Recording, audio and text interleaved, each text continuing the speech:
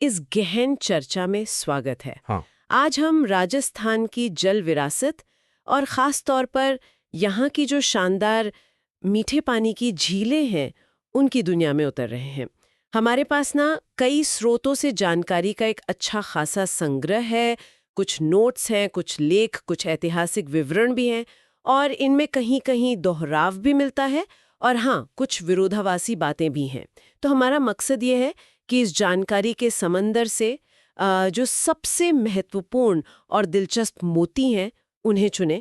हम राजस्थान की जो जल प्रबंधन की कहानी है और इन झीलों से जुड़ी अनूठी बातें उनको समझने की कोशिश करेंगे। तो चलिए शुरू करते हैं ये पड़ताल, देखते हैं पानी के ये भंडार हमें क्या सिखाते हैं। बिल्कुल। और राजस्थान जैसे प्रदेश में मतलब जहाँ पानी की हमेशा से थोड़ी कमी रही है, वहाँ पानी का महत्व तो खैर असाधारण रहा ही है। और यहाँ की झीलें सिर्फ पानी का स्रोत नहीं है, ये इतिहास, संस्कृति और उस जमाने की इंजीनियरिंग के भी अद्भुत नमूने हैं। और ये स्रोत हमें इन्हीं की गहराई में ले जाते हैं। तो शुरुआत करते हैं उदयपुर से, जिसे सही मायनों में झीलों की नगरी या लेक सिटी कहा जाता है।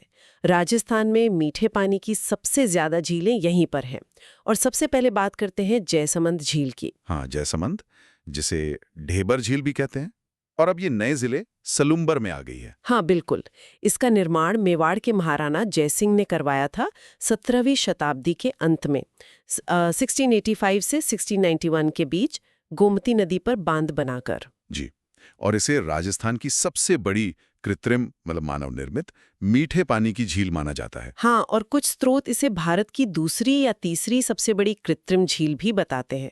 हालांकि देखिए, भारत की सबसे बड़ी मानव निर्मित झीलों में तो मध्य प्रदेश की इंदिरा सागर और हिमाचल की गोविंद सागर का नाम भी आता है। हाँ, वो रैंकिंग्स में थोड़ा ऊपर नीचे हो सकता है, लेकिन राजस्थान के संदर्भ में देखें तो इसका पैमाना और महत्व वो तो खैर निर्विवाद है।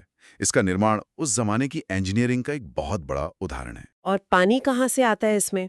मुख्य रूप से तो गोमती नदी से ही आता है ना। हाँ, गोमती मुख्य है, साथ में झावरी और बागर नदियां भी इसमें आकर मिलती हैं। और क्योंकि गोमती नदी ढेबर दर्रे से निकलती है, शायद इसीलिए इसे ढेबर झील भी कहते हैं। अच्छा, ये बात है। और ये काफी बड़ी है, लंबाई करीब 15 किलोमीटर और चौड़ाई कहीं 2 तो कहीं 8 किलोमीटर तक। जी, उत्तर पश्चिम से दक्षिण पूर्व की ओर फैली हुई है ये। और एक और दिलचस्प बात, इस विशाल झील पर 7 छोटे बड़े टापू भी हैं और इन पर मीणा और भील जनजाति के लोग बसे हुए हैं। वाकई 7 टापू। ये तो अनोखी बात है। हाँ, और सबसे बड़ा टापू है बाबा का भांगड़ा, कुछ जगह बाबा का मगरा भी लिखा है, और सबसे छोटा है प्यारी। बाबा का भांगड़ा और प्यारी नाम भी बड़े दिलचस्प हैं। और एक टापू पर बाबा का मगरा वाले पर एक होटल भी बना है, आइलैंड रिसोर्ट। मतलब एक तरफ इतनी बड़ी इंजीनियरिंग परियोजना और दूसरी तरफ उसी के हिस्से बने इन टापुओं पर स्थानीय समुदायों का जीवन। ये झील सिर्फ पानी ही नहीं बल्कि जीवन को भी समेटे हुए है एक तरह से। बिल्कुल। और सिंचाई के लिए यहाँ से 2 नहरें भी निकाली गई हैं, श्यामपुरा और भाट नहरें। ये सलुम्बर जिले में सिंचाई करती हैं। अच्छा, नहरें भी हैं। मतलब इसका उद्देश्य सिर्फ पानी इकट्ठा करना नहीं था, सिंचाई भी एक महत्वपूर्ण पहलू था। हाँ, और कहते हैं मुख्य नहरों की लंबाई करीब 324 किलोमीटर और जो वितरक नहरें हैं उनकी 125 किलोमीटर है। इसका प्रबंधन सिंचाई विभाग के पास है। काफी बड़ा नेटवर्क है नहरों का। और एक और अनोखी चीज, झील के किनारे 6 औनियां बनी हुई हैं। औनिया वो क्या होती हैं? ये अवलोकन स्तंभ जैसे हैं। पुराने जमाने में मतलब रियासत काल में यहाँ से हिंसक पशुओं को देखने के लिए झरोखे बने थे। अच्छा, वाइल्ड लाइफ ऑब्जर्वेशन पोस्ट्स उस जमाने की। ये तो बहुत दिलचस्प है। हाँ, और झील के पूर्व में कटा फटा लसाड़िया पठार है। वाह। पास की पहाड़ी पर महाराणा जयसिंह ने एक नर्मदेश्वर शिवालय भी बनवाया था। हाँ। और झील के पास एक पहाड़ी पर चित्रित हवा महल और रूठी रानी का महल भी है। ये भी महाराणा जयसिंह ने ही बनवाए थे। झील के उत्तरी छोर पर महाराणा फतेह सिंह के महल है और दक्षिणी छोर पर राजकुमार के महल। 6 कलात्मक छतरियां भी हैं और हाथियों की प्रतिमाएं भी किनारे पर बनी हुई हैं। मतलब झील के आसपास काफी निर्माण कार्य हुए हैं। महल, मंदिर, छतरियां, औद्या, ये पूरा एक कॉम्प्लेक्स जैसा लगता है। बिल्कुल। और इसके जलीय जैव विविधता के कारण इसे जलचरों की बस्ती भी कहा जाता है। जलचरों की बस्ती, ये नाम बताता है कि ये सिर्फ इंसानों के लिए ही महत्वपूर्ण नहीं थी, बल्कि जलीय जीवन के लिए भी एक बड़ा ठिकाना रही होगी। जैसमंद वाकई एक बहुआयामी झील है। हाँ, अब आते हैं उदयपुर की शायद सबसे मशहूर झील पर, पिछोला झील। ये उदयपुर की सबसे प्राचीन और सुंदर झीलों में से एक मानी जाती है। छोला? हाँ, इसका नाम तो बहुत सुना है। कहते हैं इसका निर्माण 14वीं सदी के अंत में राणा लाखा के समय में छीतर या पीछू नाम के एक बंजारे ने अपने बैल की याद में करवाया था। एक बंजारे ने इतनी बड़ी झील का निर्माण, ये कहानी इसे एक अलग ही लोक कथा जैसा रोमांटिक स्पर्श देती है। ये दिखाता है कि पानी का महत्व समाज के हर वर्ग के लिए कितना ज्यादा था। हाँ, कुछ स्रोत कहते हैं कि बेड़च नदी का पानी रोककर बनी, कुछ कहते हैं सिसारमा और बूझड़ा नदियों से पानी आता है। और नाम के बारे में भी दो बातें हैं, या तो पिछोली गांव के पास होने से या फिर राजमहल के पीछे होने से पिछोला नाम पड़ा। खैर, वजह जो भी हो, नाम बहुत खूबसूरत है। इसका जीर्णोद्धार भी कई बार हुआ। महाराणा सांगा ने, फिर उदय सिंह ने इसकी पाल पक्की करवाई, फिर महाराणा भीम सिंह ने नया बांध बनवाया। मतलब समय समय पर इसकी देखभाल होती रही। और इस झील के बीचों बीच 2 टापू हैं जिन पर बने हैं जगमंदिर और जगनिवास महल। ये बहुत प्रसिद्ध है। हाँ, जगमंदिर और जगनिवास लेक पैलेस वाले हैं ना? हाँ, जगमंदिर का निर्माण महाराणा तर्ण सिंह ने शुरू करवाया था और जगत सिंह प्रथम ने 1651 में पूरा किया।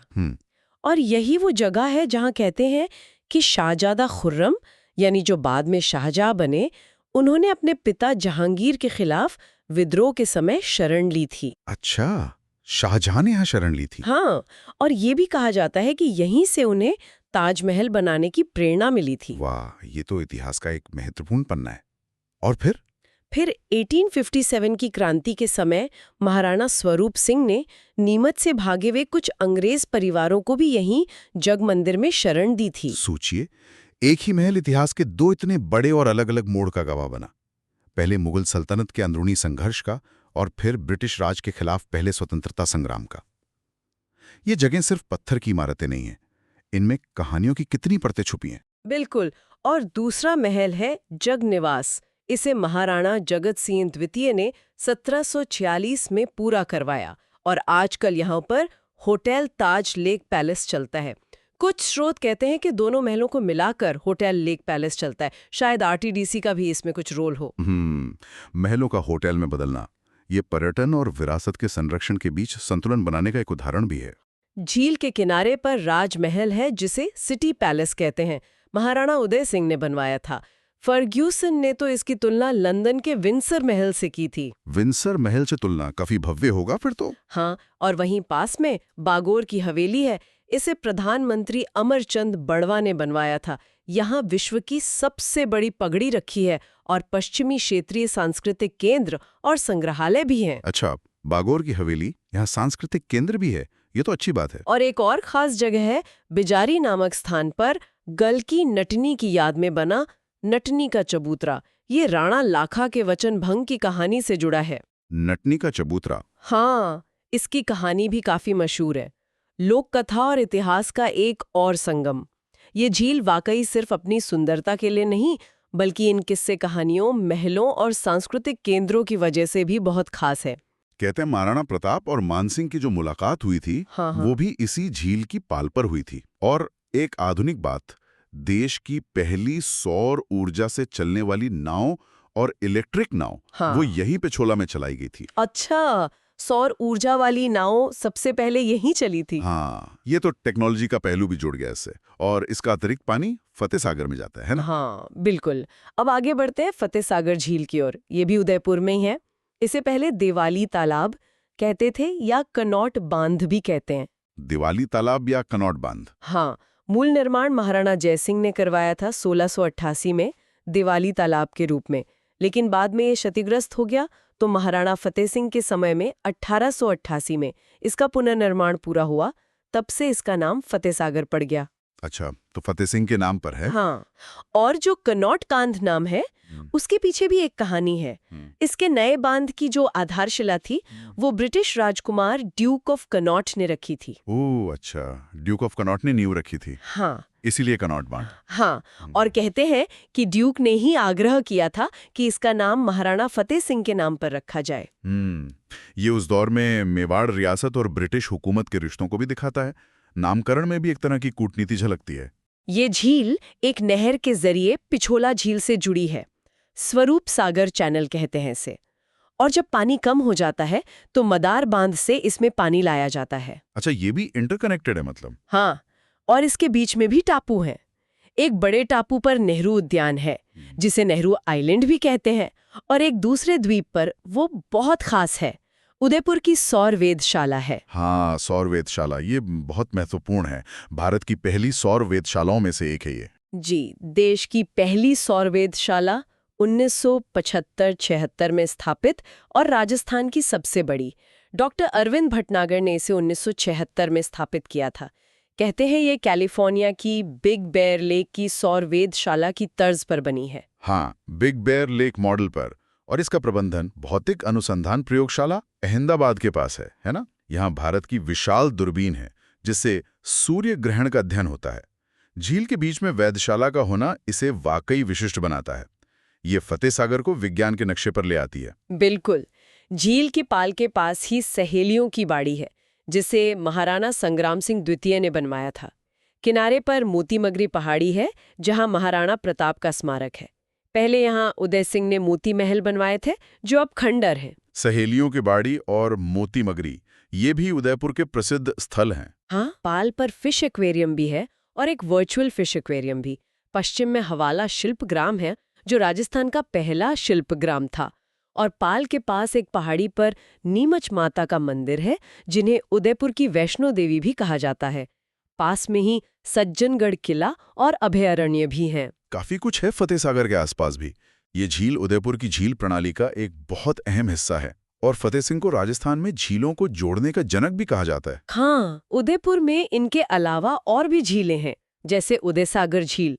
इसे महाराणा उदय सिंह ने 1559-65 के आसपास आयड़ नदी का पानी रोककर बनवाया था, और इसके बाद ही आयड़ नदी बेड़च कहलाती है। अच्छा, उदय सागर के बाद आयड़ का नाम बीड़च हो जाता है। कर्नल टॉड ने लिखा है कि मान सिंह के अपमान वाली घटना यहीं हुई थी। आहड़ सभ्यता भी इसके किनारे विकसित हुई। फिर है स्वरूप सागर झील।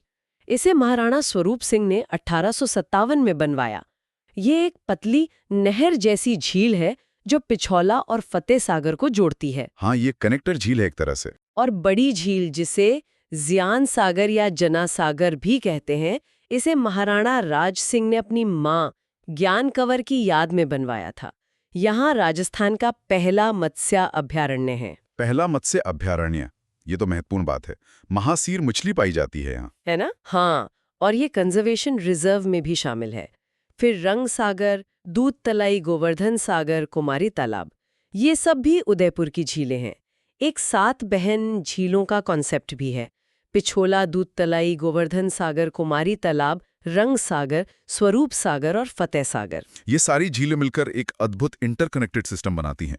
ये न केवल शहर की सुंदरता बढ़ाती हैं, बल्कि जल प्रबंधन का भी एक उत्कृष्ट उदाहरण पेश करती हैं।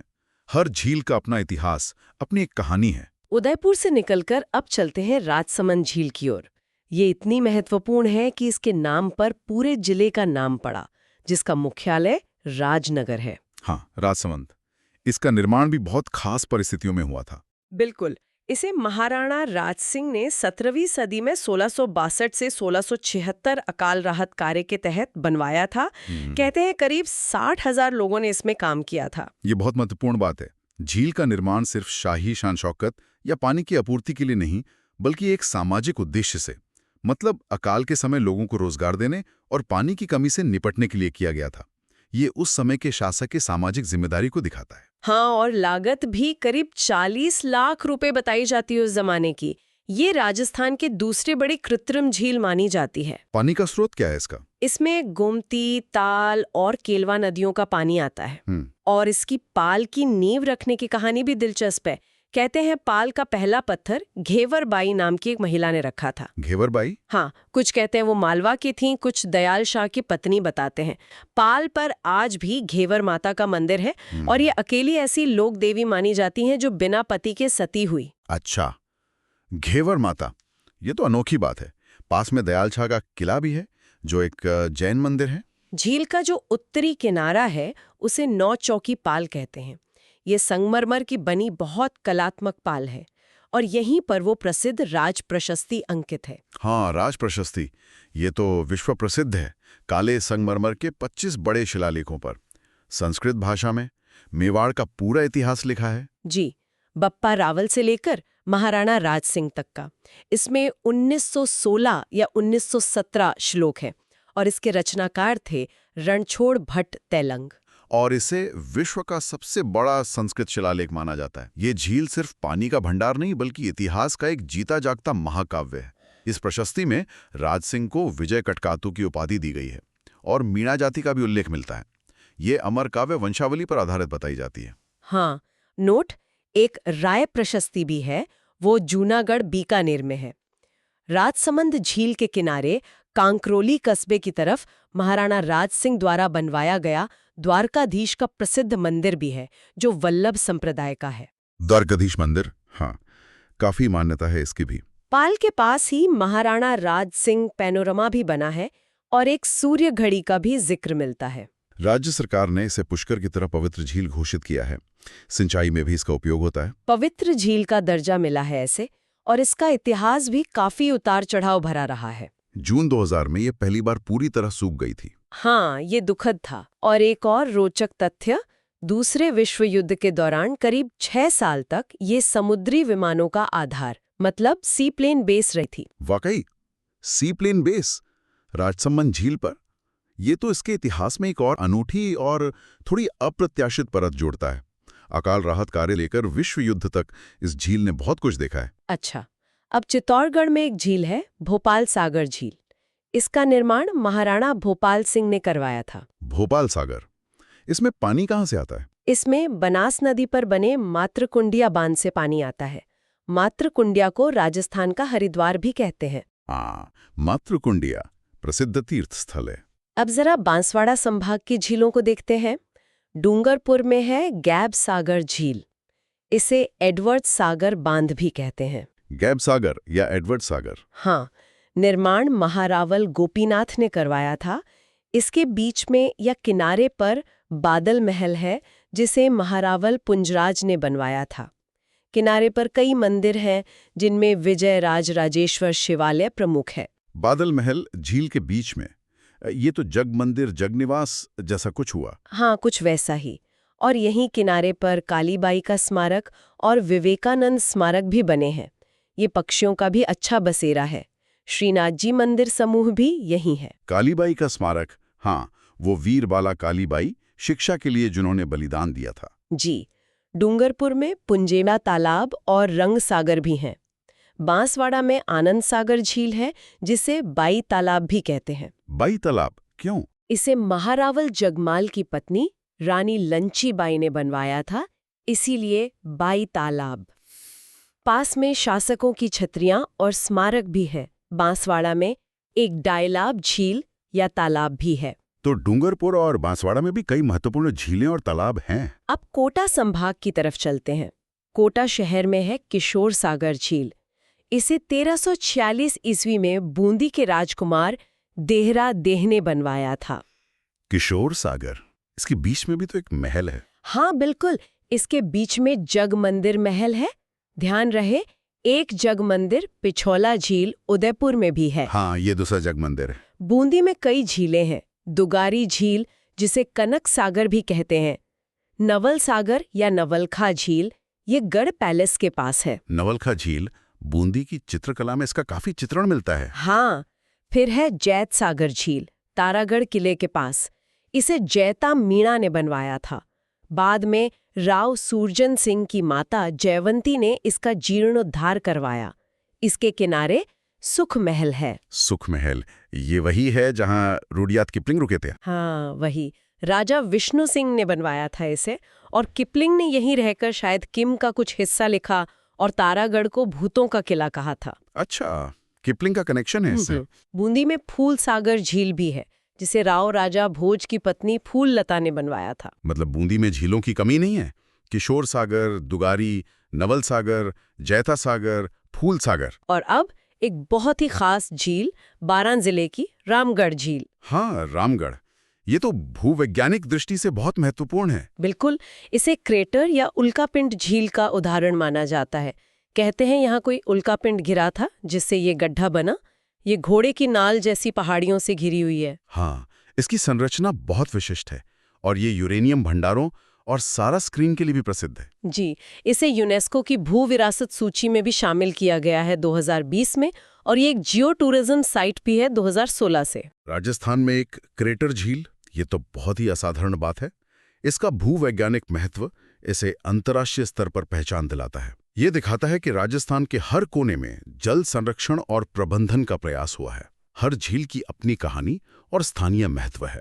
झालावाड़ में भी मानसरोवर झील, जिसे काडला झील भी कहते हैं, और कृष्णा सागर जैसी झीलें हैं।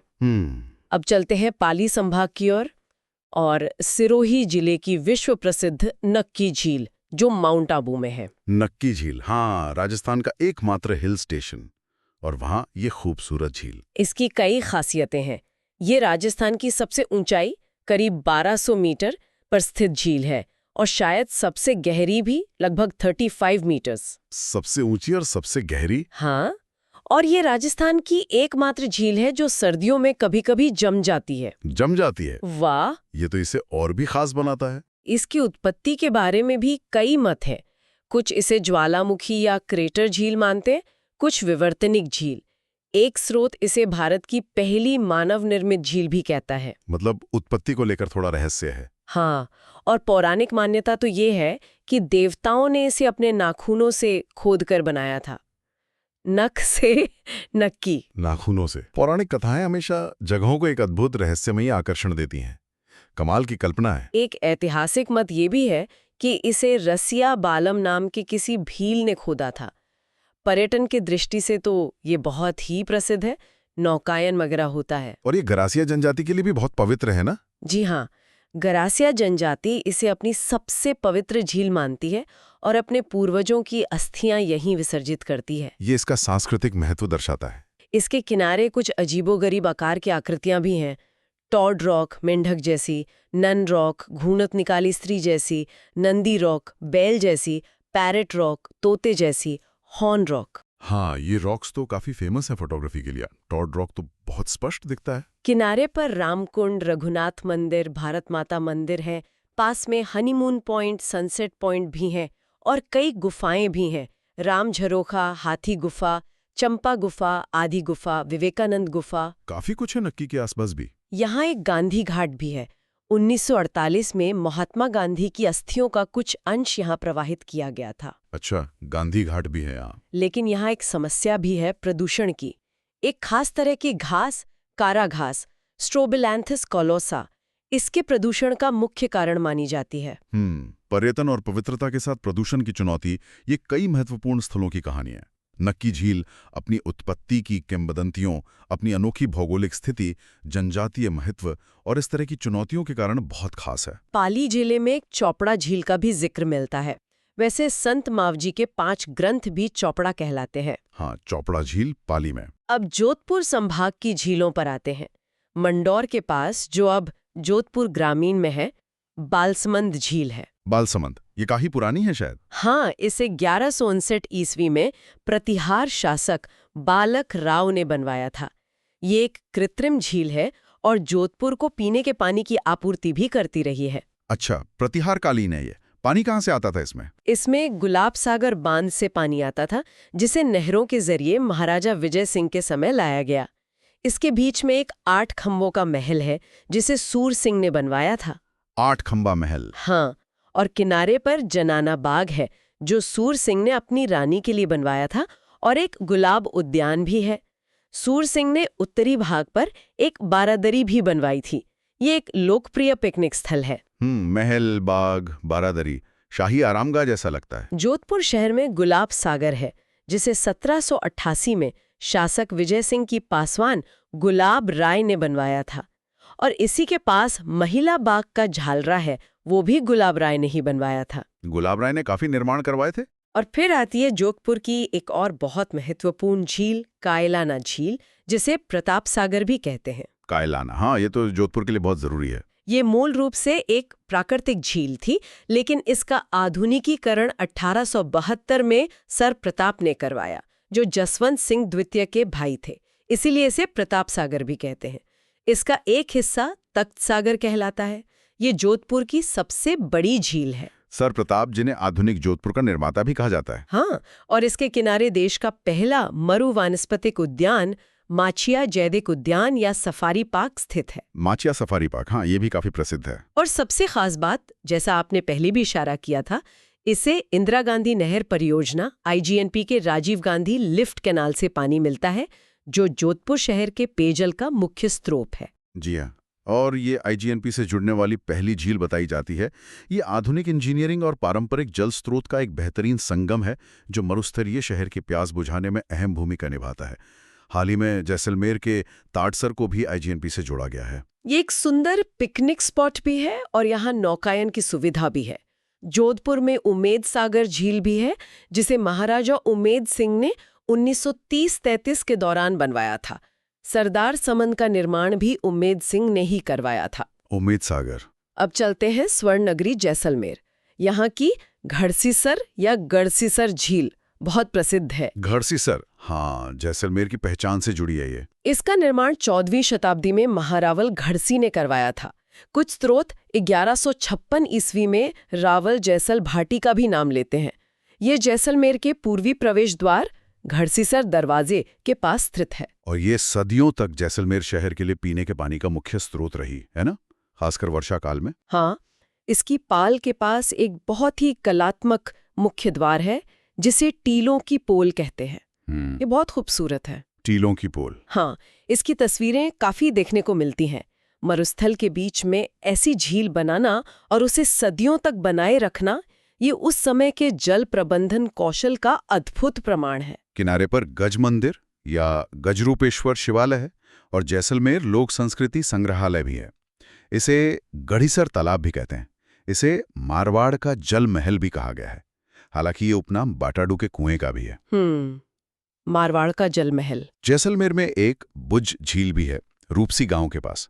इसमें कभी कभार कांकनी या मसूरदी नदी का पानी आता है। बुज झील। ये मौसमी टाइप की होगी फिर। हाँ, और फिर रामदेवरा झील या राम सरोवर है, जो रामदेवरा में बाबा रामदेव मंदिर के पास है। मान्यता है कि इसे स्वयं बाबा रामदेव ने बनवाया था और ये कुष्ठ रोग निवारण का स्थल माना जाता है। राम सरोवर। हाँ, धार्मिक महत्व है इसका। हाँ। जोधपुर और जैसलमेर की ये झीलें मरुस्थलीय क्षेत्र में पानी के महत्व को बखूबी दर्शाती हैं। आप बीकानेर संभाग की ओर रुख करते हैं। बीकानेर की कोलायत झील बहुत प्रसिद्ध है। कोलायत, हाँ, कपिल मुनि से जुड़ी हुई। बिल्कुल। इसे शुष्क मरुस्थल का सुंदर उद्यान या मरु उद्यान या नखलिस्तान भी कहते हैं। ये सांख्य दर्शन के प्रणेता कपिल मुनि का आश्रम और मंदिर स्थली है।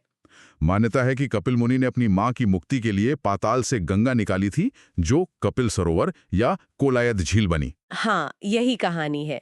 यहाँ 52 घाट बने हुए हैं और कार्तिक पूर्णिमा को यहाँ बहुत बड़ा मेला लगता है, जो जांगल प्रदेश का सबसे बड़ा मेला माना जाता है। दीपदान इसका मुख्य आकर्षण है। दीपदान। हाँ, पुष्कर की तरह यहाँ भी दीपदान का महत्व है और यहाँ स्नान का महत्व गंगा स्नान के बराबर माना जाता है। लेकिन एक बात और है, चारण जाति के लोग यहाँ स्नान करने या मेले में नहीं जाते। हाँ, वो करणी माता के दत्तक पुत्र लखन की यहाँ डूबने से मृत्यु हो गई थी। उसी वजह से कोलायत झील का धार्मिक और पौराणिक महत्व बहुत ज्यादा है। बीकानेर में ही गजनेर झील भी है, जो गजनेर अभयारण्य में स्थित है। गजनेर, इसे पानी का शुद्ध दर्पण कहते हैं ना? हाँ बिल्कुल, कहते हैं इसका पानी इतना साफ है कि दर्पण जैसा लगता है। इसके एक ओर गजनेर महल है, जिसे महाराजा गज सिंह ने अकाल राहत कार्य के तहत बनवाया था, और बगीचे हैं। बाकी 3 तरफ घने पेड़ हैं। इसका निर्माण 1920 में महाराजा गंगा सिंह ने गंगा सरोवर नाम से करवाया था। गजनेर महल और झील बहुत खूबसूरत नजारा है। ये बीकानेर क्षेत्र के शुष्क परिदृश्य में जीवन और सौंदर्य का प्रतीक है। हनुमानगढ़ जिले में तलवाड़ा झील है। इसमें घग्गर नदी से पानी आता है। इसे राजस्थान की सबसे नीची झील माना जाता है। सबसे नीची झील। अच्छा, और अब अनूपगढ़ जिले में पहले श्री गंगानगर में था बूढ़ा जोहड़ झील है, डाबला गांव में। इसमें गंगा नहर का पानी डाला जाता है। बीकानेर में अनूपसागर और सूरसागर नाम की झीलें भी बताई जाती हैं। बूढ़ा जोहड़, ये गुरुद्वारा भी बहुत प्रसिद्ध है। हाँ, अब कुछ अन्य महत्वपूर्ण झीलों और तालाबों का जिक्र कर लेते हैं जो अलग-अलग जिलों में हैं। हाँ, अजमेर में भी कई ऐतिहासिक झीलें हैं। सबसे पहले आना सागर झील। इसका निर्माण चौहान शासक अर्णोराज या आना जी ने 1137 ईस्वी में करवाया था कि तुर्कों के साथ युद्ध के बाद खून से रंगी धरती को साफ करने के लिए इसे बनवाया गया। युद्ध के बाद शुद्धिकरण के लिए झील का निर्माण, ये सोच ही अलग है। इसमें पानी बांडी और चंद्रा नदी से आता है जो आगे जाकर लूनी बनती है। इसके किनारे मुगल बादशाह जहांगीर ने दौलत बाग बनवाया था, जिसे अब सुभाष उद्यान कहते हैं। यहीं पर सर टॉमस रो और जहांगीर की मुलाकात हुई थी। दौलत बाग, यहीं पर नूरजहां की मां अस्मत बेगम ने गुलाब से इत्र निकालने की विधि खोजी थी, है ना? हाँ, बिल्कुल। और शाहजहां ने यहाँ संगमरमर की 5 खूबसूरत बारादरी बनवाई थी, जिनमें से अब 4 बची हैं। जहांगीर ने चश्मा नूर झरना और नूरजहां के महल भी बनवाए थे। किनारे पर रूठी रानी का महल भी है। मतलब मुगलों ने इसके सौंदर्य को और भी बढ़ाया। अजमेर में ही फॉय सागर झील है। इसे 1891-92 में एक अंग्रेज इंजीनियर फॉय ने अकाल राहत कार्य और बाढ़ नियंत्रण के लिए बनवाया था। लागत करीब 2,69,000 रुपए आई थी। इंजीनियर फॉय के नाम पे फॉय सागर? हाँ। इसमें बांडी नदी का पानी आता है और अतिरिक्त पानी आना सागर में चला जाता है। हाँ। फिर बीसलसर झील है, जिसे चौहान शासक बीसल देव ने बनवाया था। फूल सागर, जैन सागर, ये भी अजमेर की झीलें हैं। अब अलवर चलते हैं। हाँ। यहाँ की सिलिसेट झील बहुत खूबसूरत है। इसे राजस्थान का नंदन कानन कहते हैं। सिलिसेट? हाँ, सरिस्का के पास अरावली के बीच में बहुत ही रमणीय स्थल है। इसे महाराजा विनय सिंह ने 1845 में अपनी रानी शीला की याद में या सिलिसेट बांध के रूप में बनवाया था, रूपारेल नदी की एक शाखा को रोककर। और किनारे पर वो 6 मंजिला शाही महल है, जो अब आरटीडीसी का होटल लेक पैलेस बन गया है। हाँ, यहीं पास में भर्तृहरि का मंदिर और गुफा भी है, जो नाथ पंथियों का तीर्थ है। और 80 खंभों की छतरी यानी मूसी महारानी की छतरी भी पास में ही है। ये झील स्वर्णिम त्रिकोण दिल्ली, आगरा, जयपुर पर स्थित है और मत्स्य पालन व पर्यटन के लिए महत्वपूर्ण है।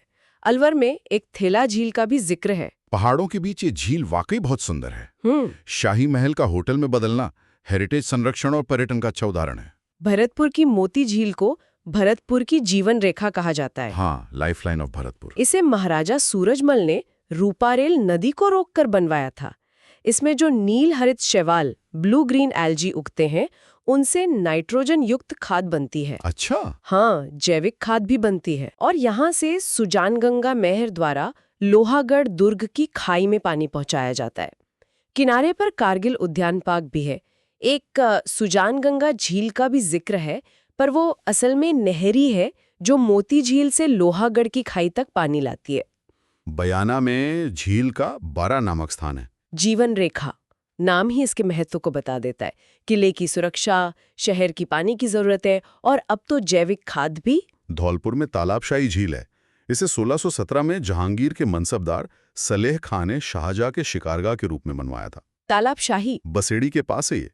खूबसूरत झील है और सर्दियों में प्रवासी पक्षी भी बहुत आते हैं यहाँ, पिंटेल, पुचाड़ वगैरह। हाँ, धौलपुर में रामसागर झील भी है, जिसके चारों ओर रामसागर अभयारण्य फैला हुआ है। जयपुर की बात करें तो यहाँ मानसागर झील है, जिसके बीच में प्रसिद्ध जल महल है। मानसागर और जल महल? हाँ, ये तो जयपुर की पहचान है। इसका निर्माण मानसिंह प्रथम ने 1610 में गर्भावती नदी पर बांध बनाकर शुरू करवाया था। बाद में सवाई जयसिंह ने इसकी मरम्मत करवाई और बीच में जल महल बनवाया। कहते हैं ये अश्वमेघ यज्ञ में आए पंडितों के निवास के लिए बनवाया गया था। जल महल, पानी के बीच में महल, अद्भुत लगता है। पास में नाहरगढ़ की पहाड़ी दिखती है। हाँ, लेकिन इसे राजस्थान की सबसे प्रदूषित झीलों में से एक भी बताया गया है। द्रव्यवती नदी या अमानिशा नाला यहीं से निकलता है। प्रदूषण की समस्या यहाँ भी है, ये चिंता का विषय है। जयपुर में आमेर किले के पास मावठा झील है, जो प्राकृतिक है और बारिश के पानी पर निर्भर है। जमवारमगढ़ झील है, जिसमें बाण गंगा से पानी आता है। और गलता झील। गलता जी, हाँ, ये तो प्राचीन तीर्थ स्थान है। गालव ऋषि की तपोस्थली, यहाँ के पवित्र कुंड में स्नान का बहुत महत्व है। राम गोपाल जी मंदिर, जिसे बंदर मंदिर कहते हैं, वो भी यहीं है। हाँ, पहाड़ी पर सूर्य मंदिर भी है।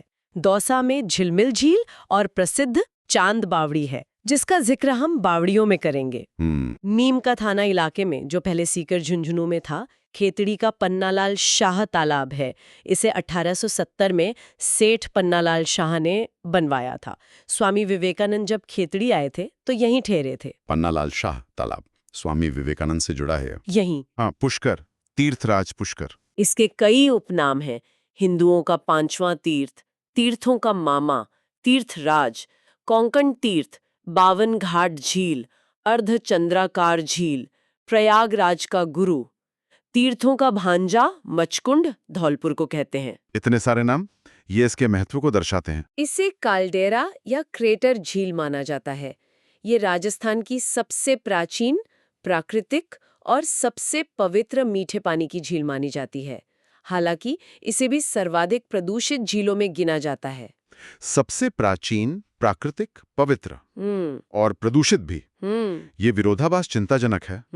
उत्पत्ति ज्वालामुखी से मानी जाती है। हाँ, और पौराणिक मान्यता है कि ब्रह्मा जी के हाथ से गिरे कमल के फूल से ये बनी, या पुष्करणा ब्राह्मणों ने इसे खोदा। ब्रह्मा जी से जुड़ी है ये। यहाँ कुल 52 घाट है। कहते हैं इनका निर्माण मंडौर के प्रतिहार शासक नाहर राव परिहार ने 944 ईस्वी में करवाया था। औरंगजेब ने इन्हें नुकसान पहुंचाया था। फिर मराठा सरदारों ने 1809 में इनका पुनर्निर्माण करवाया। 52 घाट, और हर घाट की अपनी कहानी होगी। हाँ, सबसे बड़ा और पवित्र घाट गौ घाट माना जाता है। इसी को 1911 में इंग्लैंड की महारानी मैरी की यात्रा के बाद जनाना घाट, अब महिला घाट, बना दिया गया, और 1948 में गांधी जी की अस्थियों के विसर्जन के बाद इसे गांधी घाट भी कहा जाने लगा। गौ घाट, जनाना घाट, गांधी घाट, एक ही घाट के कई नाम, इतिहास की परतों की तरह। पुष्कर से कई महत्वपूर्ण घटनाएं और कथाएं जुड़ी हैं। कहते हैं विश्व का पहला यज्ञ यहीं हुआ था। मेनका ने विश्वामित्र की तपस्या यहीं भंग की थी। कौरवों और पांडवों का दिव्य मिलन यहीं हुआ था। भगवान राम ने अपने पिता दशरथ का पिंडदान यहीं किया था। इतनी सारी पौराणिक और ऐतिहासिक घटनाएं। कालिदास ने अभिज्ञान शाकुंतलम की रचना यहीं की थी। 1705 में गुरु गोबिंद सिंह जी ने यहाँ गुरु ग्रंथ साहिब का पाठ किया था। चौहान रानी आत्मप्रभा या रुद्राणी ने यहाँ रोज 1000 दीपक जलाकर शिव पूजा करती थीं। वाकई पुष्कर का धार्मिक, पौराणिक और ऐतिहासिक महत्व अद्वितीय है। यहाँ 400 से ज्यादा मंदिर हैं, इसीलिए इसे मंदिरों की नगरी या टेम्पल टाउन भी कहते हैं। मुख्य मंदिर है ब्रह्मा जी का मंदिर। इसकी मूर्ति स्थापना आदि शंकराचार्य ने की थी और वर्तमान स्वरूप गोकुल चंद्र पारेख ने दिया। 2006 में इसे राष्ट्रीय स्मारक घोषित किया गया। विश्व का एकमात्र प्रसिद्ध ब्रह्मा मंदिर। हालांकि अब आसोतरा, बालोतरा और छींच, बांसवाड़ा में भी ब्रह्मा मंदिर है। इसके अलावा वराह मंदिर है, रंगनाथ जी मंदिर जो द्रविड़ शैली में है, सावित्री मंदिर रत्नागिरी पहाड़ी पर जहां राजस्थान का तीसरा रोपवे है, गायत्री मंदिर। यहाँ भर्तृहरि की गुफा, कण्व ऋषि का आश्रम भी है। NH 89 यहाँ से गुजरता है। और कार्तिक पूर्णिमा को यहाँ विशाल रंगीला मेला लगता है। दीपदान की परंपरा है और पशु मेला, खासकर घोड़ों की बिक्री के लिए भी ये प्रसिद्ध है। पुष्कर मेला, हाँ, अंतर्राष्ट्रीय स्तर पर प्रसिद्ध है। यहाँ गांधी जी के अलावा बाला साहेब ठाकरे, अटल बिहारी वाजपेयी, कर्नल किरोड़ी सिंह बैंसला जी की अस्थियां भी विसर्जित की गई हैं। ये इसकी पवित्रता और राष्ट्रीय महत्व को दर्शाता है। इसके संरक्षण के लिए इसे राष्ट्रीय झील संरक्षण योजना में शामिल किया गया है और कनाडा के सहयोग से 1997-98 में इसकी सफाई का बड़ा काम भी हुआ था। संरक्षण बहुत जरूरी है क्योंकि अत्यधिक पर्यटन और प्रदूषण इसकी पवित्रता और अस्तित्व के लिए एक बड़ी चुनौतियां हैं। पुष्कर भारत के सबसे महत्वपूर्ण तीर्थ स्थलों में से एक है। तो ये तो थी झीलें। अब राजस्थान की जल विरासत के एक और महत्वपूर्ण पहलू पर आते हैं, बावड़ियां यानी स्टेप वेल्स। इन्हें जल मंदिर भी कहा जा सकता है। हाँ, बावड़ियां राजस्थान की जल स्थापत्य कला का अद्भुत नमूना। बूंदी को तो बावड़ियों का शहर, सिटी ऑफ स्टेपवेल्स ही कहते हैं, और शेखावाटी और बूंदी बावड़ी स्थापत्य के लिए खासतौर पर प्रसिद्ध हैं। इनकी बनावट वाकई कमाल की होती है। जमीन के नीचे कई कई मंजिलें, कलात्मक मेहराब, झरोखे, सीढ़ियों का जाल। ये सिर्फ पानी लेने की जगह नहीं थी। हाँ, ये सामाजिक मिलन स्थल भी थी और वास्तुकला के उत्कृष्ट नमूने भी। कहते हैं इनकी शुरुआत शक जाति ने ईसा की पहली शताब्दी में की थी। ज्यादातर बावड़ियां रानियों, राजमाताओं या सेठ साहूकारों ने बनवाई। मतलब सामाजिक और धार्मिक पुण्य का काम भी माना जाता था इन्हें बनवाना। हम सबसे ज्यादा बावड़ियां जोधपुर और जालौर में बताई जाती हैं, करीब 700-800। 29 दिसंबर 2017 को भारत सरकार ने 6 बावड़ियों पर डाक टिकट भी जारी किए थे। अच्छा, कौन कौन सी थी वो? पन्ना मीणा या पन्ना मियाँ की बावड़ी जयपुर, रानी जी की बावड़ी बूंदी, नीमराना की बावड़ी कोटपूतली बहरोड, तूरजी का झालरा जोधपुर, नागर सागर कुंड बूंदी और चांद बावड़ी आभानेरी दौसा। इनमें से कई तो बहुत प्रसिद्ध हैं, खासकर चांद बावड़ी और रानी जी की बावड़ी। ये डाक टिकट जारी होना इनके राष्ट्रीय महत्व को रेखांकित करता है। और एक और अनोखी संरचना है बाड़मेर में, बाटाडू का कुआं। बाटाडू गांव में है ये। इसे रावल गुलाब सिंह ने बनवाया था और इसे रेगिस्तान का जलमहल कहते हैं। ये संगमरमर से बना बहुत खूबसूरत कुआं है। चांदन नलकूप जैसलमेर में है, वो अलग है। रेगिस्तान का जल महल कुएं को ये उपमा देना बताता है कि वो कितना कलात्मक होगा। ये सब उदाहरण दिखाते हैं कि राजस्थान के लोगों ने पानी की हर बूंद को सहेजने के लिए कितनी सरलता, कितनी मेहनत और कितनी कलात्मकता का इस्तेमाल किया। हाँ, कुछ और शब्द भी हैं, जैसे ताकिया, तालाब का ऊंचा स्थान जहां से तैराक कूदते हैं, या सेजा, मेवाड़ में तालाबों के पास कम खुदाई पर पानी जमा करने की जगह। स्थानीय शब्दावली भी है जल संरचनाओं से जुड़ी हुई। अब इन महत्वपूर्ण जल स्रोतों के संरक्षण के लिए जो प्रयास हुए हैं उनकी बात कर लेते हैं। हाँ, संरक्षण बहुत जरूरी है। केंद्र सरकार की एक योजना थी, राष्ट्रीय झील संरक्षण योजना NLCP। इसमें राजस्थान की 6 झीलें शामिल की गई थीं: पुष्कर, आना सागर, फतेह सागर, पिछौला, मानसागर जयपुर वाली और नक्की झील। ये 6 झीलें NLCP में थी। हाँ, शुरुआत जून 2001 में हुई थी। तब 100% पैसा केंद्र सरकार देती थी। फरवरी 2002 से ये 70-30 हो गया, केंद्र राज्य। अब 1 अप्रैल 2012 से NLCP और एक और प्रोग्राम था NWCP, national wetlands conservation programme. इन दोनों को मिलाकर NPCA, national plan for conservation of aquatic ecosystems, लागू कर दिया गया है। NPCA तो अब ये एकीकृत योजना है झीलों और वेटलैंड्स दोनों के संरक्षण के लिए। इन योजनाओं का उद्देश्य इन बहुमूल्य जल निकायों को प्रदूषण और अतिक्रमण जैसे खतरों से बचाना है, जो इनके लंबे समय तक बने रहने के लिए बहुत आवश्यक है। बिल्कुल।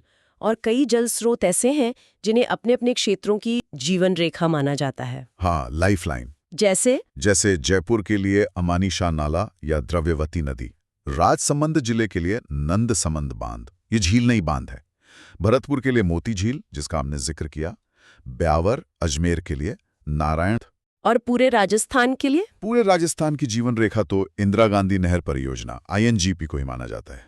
बीकानेर की लूण करणसर लिफ्ट नहर, जोधपुर और जोधपुर ग्रामीण की राजीव गांधी लिफ्ट नहर, गंगानगर की गंगा नहर। और मारवाड़ की? मारवाड़ की जीवन रेखा के लिए नर्मदा नहर या लूणी नहर, दोनों का जिक्र मिलता है स्रोतों में। शायद नर्मदा नहर ज्यादा सही हो। ये जीवन रेखा शब्द ही इन जल स्रोतों पर उन क्षेत्रों की निर्भरता को उजागर करता है, चाहे वो पीने का पानी हो, सिंचाई हो या फिर औद्योगिक उपयोग। और अंत में एक और महत्वपूर्ण जानकारी। हाल ही में देश की 75 जल विरासतों, वाटर हेरिटेज साइट्स की एक सूची जारी की गई है। इसमें राजस्थान के 7 स्थल शामिल हैं। अच्छा, राष्ट्रीय जल विरासत स्थल कौन कौन से हैं राजस्थान से? पहला, आना सागर झील अजमेर। दूसरा, राजसमंद झील राजसमंद। तीसरा, उदयपुर की पूरी झील प्रणाली, पिछौला, फतेह सागर आदि। चौथा, तुरजी का झालरा जोधपुर। पांचवां, चांद बावड़ी आभानेरे दौसा। छठा, गढ़सीसर झील जैसलमेर। और सातवां, कायलाना व तख्त सागर जोधपुर। ये तो बहुत अच्छी बात है। आना सागर, राजसमंद, उदयपुर एक सिस्टम, तुरजी झाला, चांद बावड़ी, गढ़सीसर, कायलाना, ये राष्ट्रीय स्तर पर इन अनमोल स्थलों के महत्व की पहचान है और उम्मीद है कि इससे इनके संरक्षण को और भी बढ़ावा मिलेगा। तो हमने आज राजस्थान की झीलों और जल संरचनाओं का एक बहुत ही विस्तृत पैनोरामा देखा। उनकी संख्या, उनका इतिहास, उनकी अनूठी विशेषताएं और बावड़ियों जैसी जटिल प्रणालियां भी। तो इन सब का क्या मतलब निकलता है? देखिए, ये जो गहन पड़ताल हमने की, ये राजस्थान के इतिहास में जल प्रबंधन की जो सरलता थी, जो कुशलता थी और उसका जो सांस्कृतिक महत्व था, उसको उजागर करती है। इस शुष्क प्रदेश के लिए पानी हमेशा से जीवन मरण का प्रश्न रहा है और यहाँ के लोगों ने, शासकों ने, आम जनता ने पानी को सहेजने के अद्भुत तरीके ईजाद किए और स्रोतों में जिस तरह हर छोटे बड़े विवरण को दर्ज करने का प्रयास दिखता है, वो भी उल्लेखनीय है। ये दर्शाता है कि ये झीलें, ये बावड़ियां, ये सिर्फ भूगोल का हिस्सा नहीं थी, बल्कि संस्कृति, आस्था और जीवन का अभिन्न अंग रही हैं। बिल्कुल। और अंत में सोचने के लिए एक विचार, इन जल प्रणालियों के ऐतिहासिक महत्व और उनकी जटिलता को देखते हुए और साथ ही संरक्षण की जो आज की चुनौतियां हैं, जैसे पुष्कर या नक्की में प्रदूषण या कई झीलों का सूख जाना, इनको ध्यान में रखते हुए राजस्थान के भविष्य के लिए जल सुरक्षा सुनिश्चित करने के लिए हम इस समृद्ध अतीत से क्या सीख सकते हैं, किन नए नवाचारों की जरूरत है या किन पुरानी तकनीकों को फिर से जिलाने की आवश्यकता हो सकती है। इस विस्तृत चर्चा में शामिल होने के लिए बहुत बहुत धन्यवाद। नमस्कार। आज हम एक ऐसे